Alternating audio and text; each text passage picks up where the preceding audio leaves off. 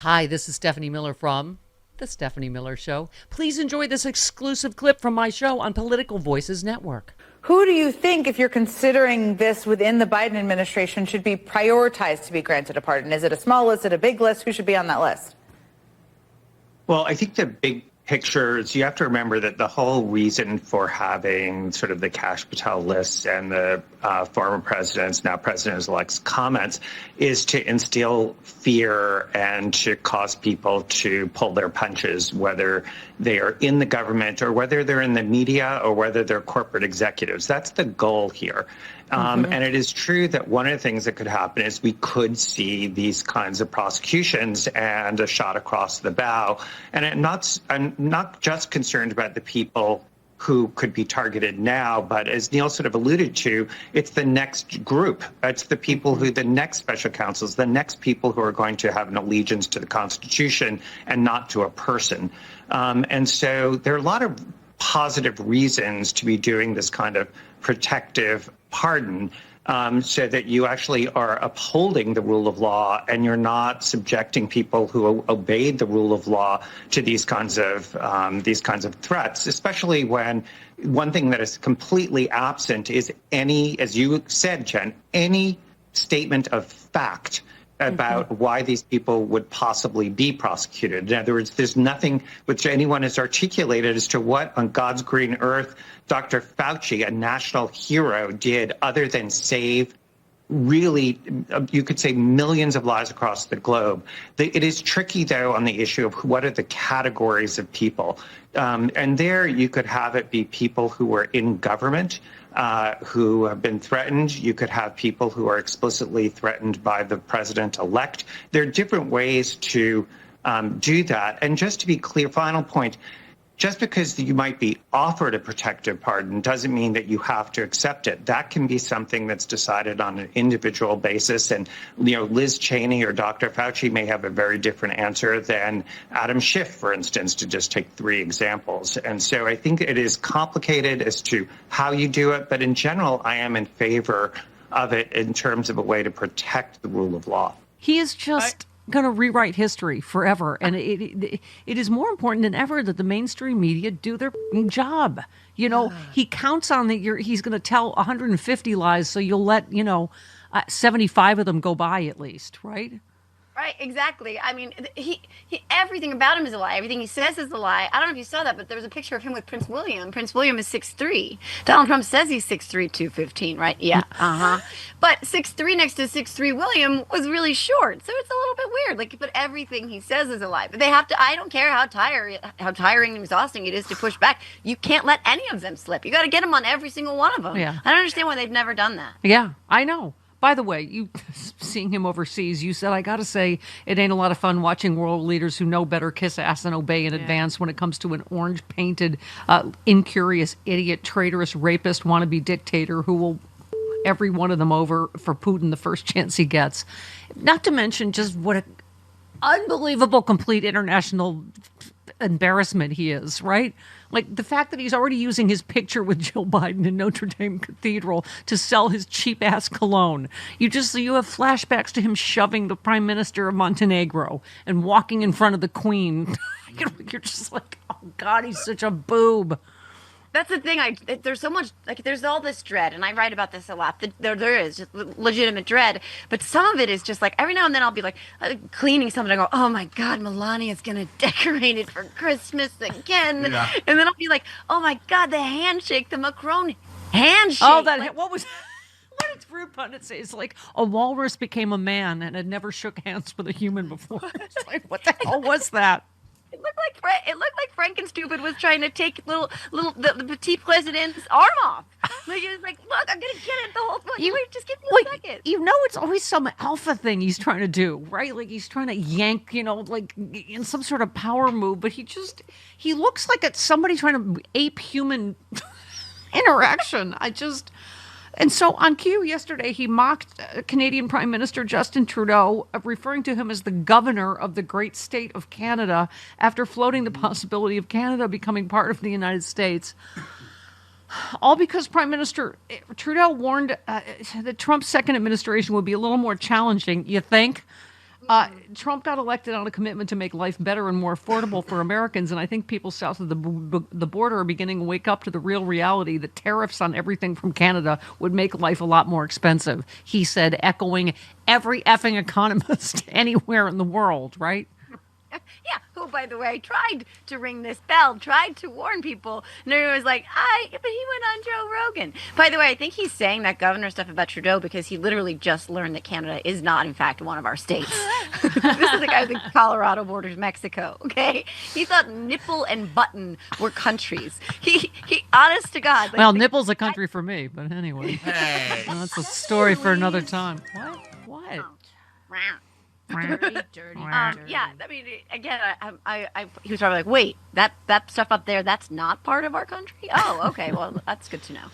Oh, God, you help me so much just through social media, not just, you just said it's impossible to overstate how insane it is that we now live in a country in which the treasonous perpetrator of a deadly attack on our capital is not only returning to the office he tried to steal, but promising to pardon the attackers and imprison those who investigated the attack. And hence my I Stand With Schiff t-shirt with our newly elected Senator Schiff. I mean, Liz Cheney, obviously, she has described the threat by Trump to imprison her alongside all the entire J6 committee as an assault on the rule of law, the foundations of our republic. I said that was one of the other lies that the Kristen Walker let go by. That they destroyed all the evidence, the J6 committee. He keeps repeating this lie. And what she said is, they say they didn't. No, it's not an opinion thing. The evidence is still there. It's on record. Yeah, and the irony too that the person who said that the Biden administration was using the Department of Justice against him as a weapon, the irony is that is exactly what he's going to do. That is exactly what he's already said he's going to do with his detractors and rivals and dissenters and anybody who's ever disagreed with him. I mean, there's this argument about Joe Biden pardoning anybody on that list that they said that they were going to target. And frankly, I don't think it's a bad idea for them to do that. I agree. Trump's playing.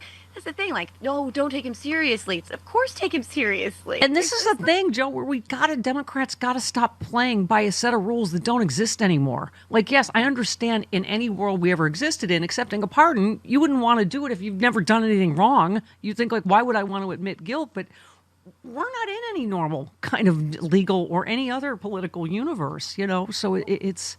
I agree with you that, and again, not everybody has the hundreds of thousands of dollars to defend themselves about just even the attempt to bankrupt you on false charges, right?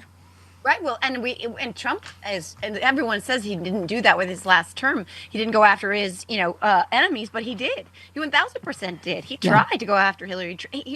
Andy McCabe, he took his pension away, I think, right? Yeah. Yes, he did. Something like that. Yeah. So he did, and he hurt a lot. It had the IRS go after people, I believe.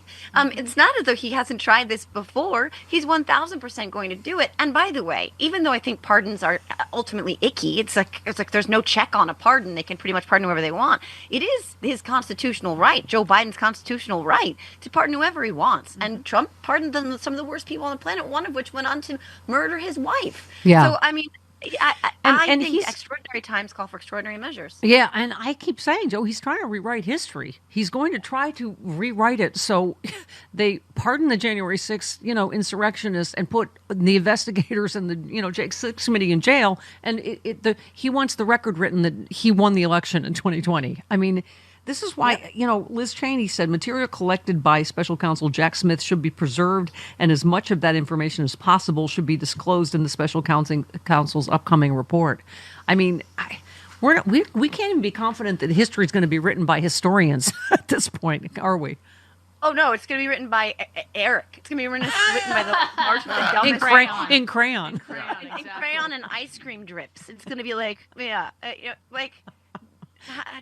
Dad, hi, I'm Eric. Here's the history of the United States of my dad.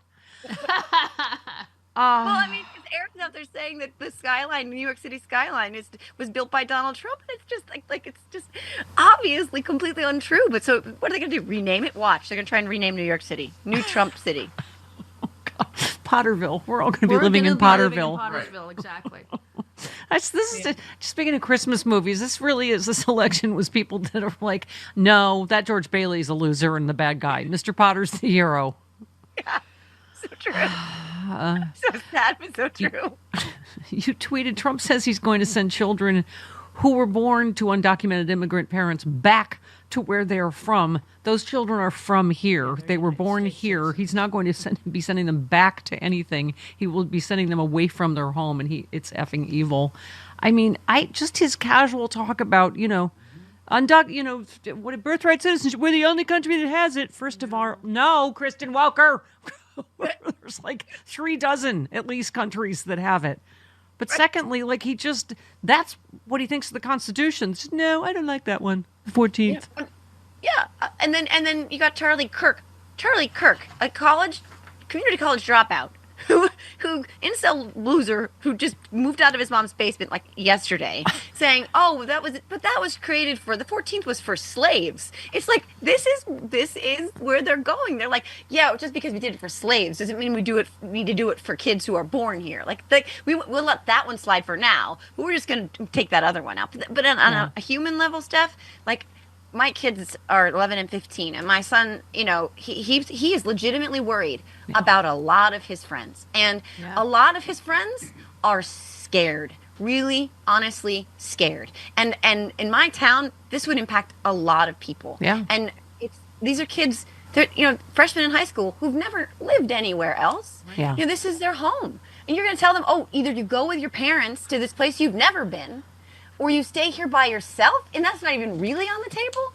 It's cruel, but cruelty is the point. Here I gotta find this one story, but this is what we're weighed down by on our side on the left is actual what's the word? Empathy and right. moral values and wanting to do the right. Oh, the editor of Bulwark. This is where we are. So the editor of the Bulwark said Democrats should refrain from opposing Trump's promise to ramp up deportation efforts because of Latinos' shift toward Republicans in recent years. He urged Democrats not to lift a finger to stop the coming wave of deportation because it's madness to help people who don't vote for your party en masse. He said Democrats should spend exactly zero political capital stopping any Trump deportation efforts. It's madness to spend capital trying to help people who are no longer a major part of your electoral coalition. I mean, yes, I understand the anger. There's one woman cited in here. She's one of the Latino women that voted for Trump that has undocumented people. She's undocumented. She has undocumented people in her family, but she doesn't think he means her. Right. And but the leopards eating our faces party, right? Yeah. Yes. Yeah. But but that's the problem. We're just not built that way to go, oh, F them, and watch this travesty take place again. Nor should we be. Because if we were built that way, then we wouldn't be any better than they are, right? And I think that's a dangerously slippery slope that we have to be really cognizant of and careful about, because the inclination in times like these is to sort of fall back on those like basic animal instincts that we have as human beings, where some of this, like the hate and the violence, it becomes easier for us to accept and swallow. When you look throughout, I said swallow, sorry. When you look throughout the history of time, but this is the on-ramp. Like this is where you get you get society to be able to accommodate some of the most horrific atrocities that you can even imagine or not even imagine yet. Like we have to be careful and super diligent that we don't lean into this cruelty, the disconnect from humanity. Well, that's why I said I don't want to celebrate, as much as I hate the healthcare system too, I don't want to celebrate this guy's, this murder, this execution on a public street, right. Because you know what I mean? Like that, it makes us no better than the people that went, Donald Trump actually said they had no choice, the January 6th, because they believed he won. So they had no choice but to go be violent. And, I'm here with the incredibly handsome Dr. David Silverman to talk about ASEA Renew that I'm holding in my hand.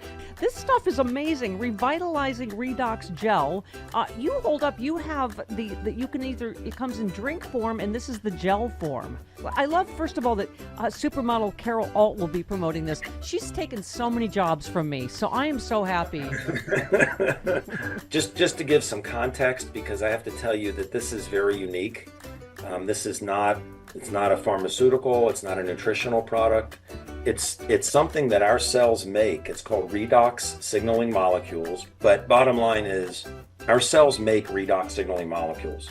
Your body makes it right now, but we all made more of it when we were younger. What's in this bottle is in you. It's in me, right? But I'll be 64 in 2 weeks, and I feel like I'm 30 years old. I've been drinking this for 13 years. Wow. Doc, what a thrill to meet you and to hear more about this, because, you know, it's you just kind of go, oh, it works, but to hear about the why is fascinating to me. Dr. David Silverman, what a joy and a pleasure, and thank you so much.